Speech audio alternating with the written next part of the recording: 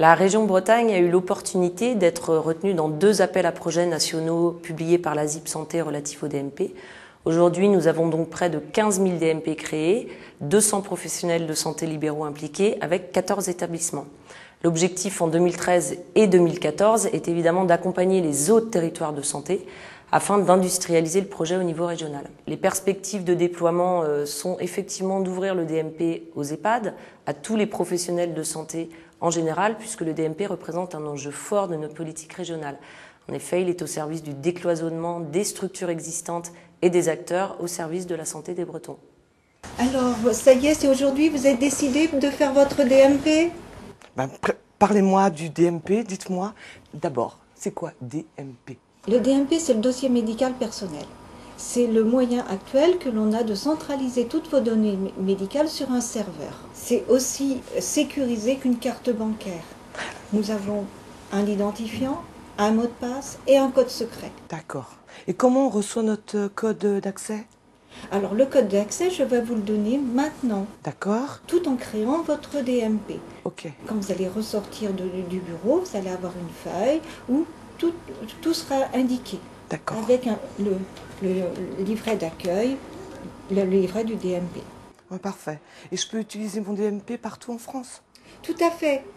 Si je voyage et si j'ai un accident ou autre... Aussitôt que vous donnez Oui. votre carte vitale, toutes vos données sont consultables. Donc, on passe à la création de votre DMP. Tout à fait, oui. Vous êtes d'accord ? Ah oui, je suis d'accord, oui.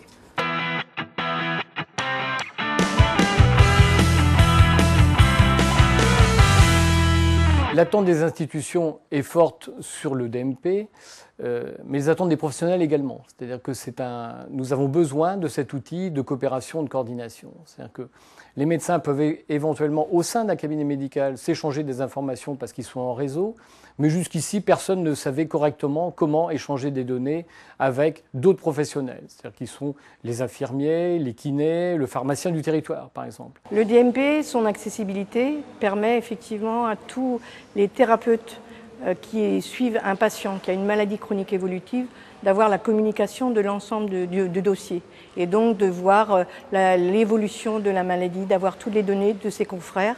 Et donc, ça assure une meilleure qualité de prise en charge. Aujourd'hui, le kinésithérapeute libéral pourra obtenir les données clés du dossier patient, mais aussi le compte-rendu d'hospitalisation, les bilans des autres professionnels, et donc améliorer aussi sa prise en charge auprès des patients qui sortent de la structure.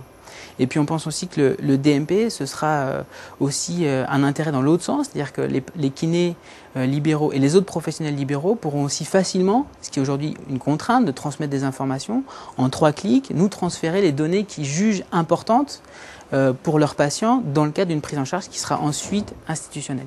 C'est-à-dire que ce dossier ne va pas contenir tous les éléments du dossier d'un patient, mais surtout ce qui va être pertinent et utile aux prises en charge qui vont nécessiter la coopération et la coordination des acteurs. Les patients n'ont pas à se préoccuper de ramener à chaque visite chez le médecin traitant leur dossier médical, puisque tout est regroupé dans le DMP que le médecin peut ouvrir devant vous, et ce qui permet une consultation plus sécurisée pour le patient.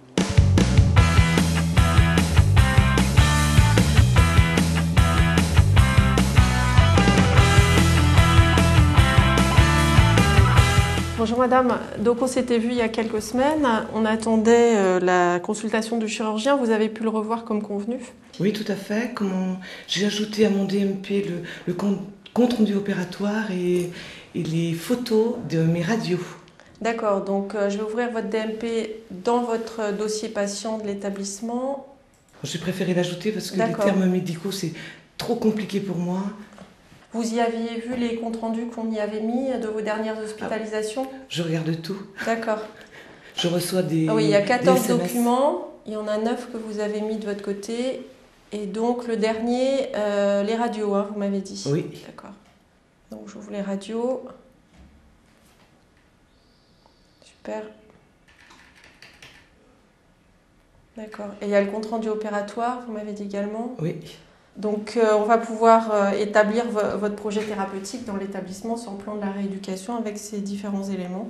La mise en place du DMP à Saint-Hélier s'est très bien passée en fait. Une fois qu'on a résolu le problème d'intégrer le DMP au dossier patient informatisé, on n'a pas eu de mal à convaincre ni les professionnels de santé de l'établissement, ni les patients à adhérer au projet pour améliorer la coordination de leurs soins.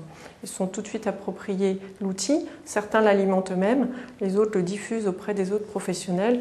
Et c'est dans cette dynamique qu'on a souhaité s'inscrire en automatisant l'alimentation du DMP avec des documents choisis en CME. L'autonomisation du DMP n'a rien changé dans nos pratiques professionnelles puisque le fait que ce soit rendu automatique fait qu'on ne se pose pas la question. Un courrier, un compte-rendu est tapé et le DMP se fait aussitôt, c'est transféré et la sauvegarde fait que le dossier se transfère informatiquement et le patient peut y avoir accès.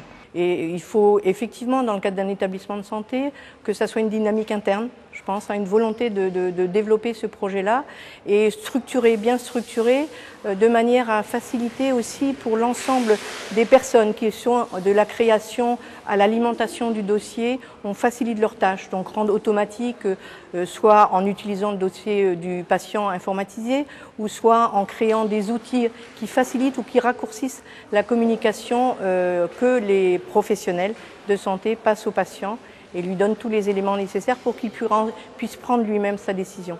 Il est évident que ce dossier ne va pas pouvoir se déployer sans cette capacité d'accompagnement. Ce n'est pas quelque chose qui va être de génération spontanée. Il est donc important que nous ayons la capacité à l'accompagner sur le terrain. Tout l'intérêt, c'est effectivement que de nombreux établissements, de nombreux professionnels de santé libéraux utilisent le DMP pour que ça soit efficace, pour que vraiment l'ensemble des patients puissent voir le bénéfice. Voilà comment nous, on conçoit le DMP et c'est pour ça qu'on s'y est engagé, de la même façon qu'on s'engage dans la télémédecine et qu'on sera tout à fait partant sur la messagerie sécurisée santé. En 2 mots, le DMP, carnet de santé sécurisé. Un outil de l'amélioration de la collaboration. En effet, l'information n'est utile que si elle est partagée collectivement. Pour être le mieux suivi au niveau de sa santé. J'ai choisi d'adhérer au DMP parce que pour moi c'était la possibilité que l'on m'offrait de prendre en main ma santé.